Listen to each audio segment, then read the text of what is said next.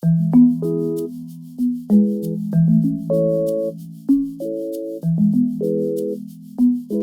lagunak, bilera gela berri bat ireki dugu Marienean, baina oraingoan etxetik.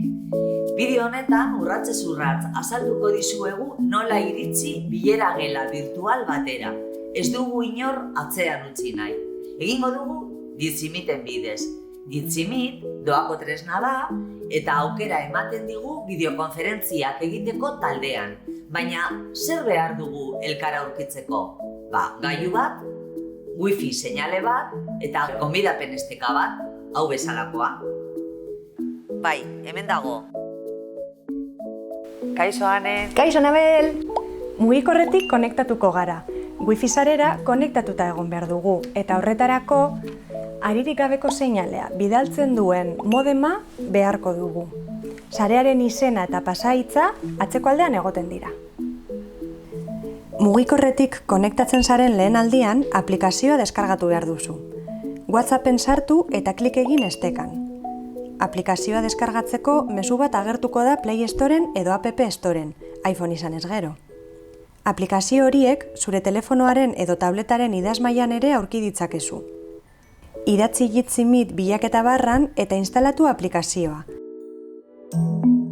Kreditu txartela gehitzeko aukera ateratzen bazaizu, ez beldurtu, sakatu salto egin. Instalatu ondoren, ireki eta idatzi bileraren izena.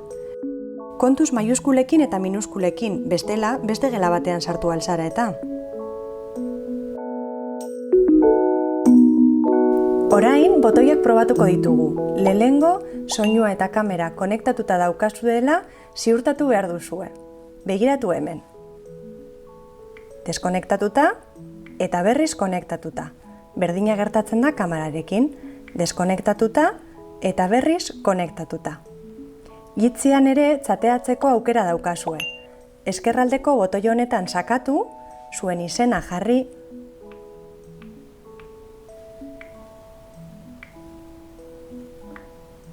eta prest.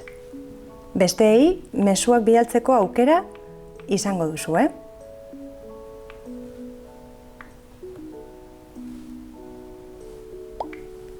Gainera, beste aukera batzuk, 3 botoi hauetan sakatzen aurkituko dituzue. Adibidez, hitz egiteko eskua altzatu beharko duzue, eta mosaikoa aukeratuta beste parte hartzaileak ikusiko dituzue pantailan. Beno prest, animatu zuen zain gaude!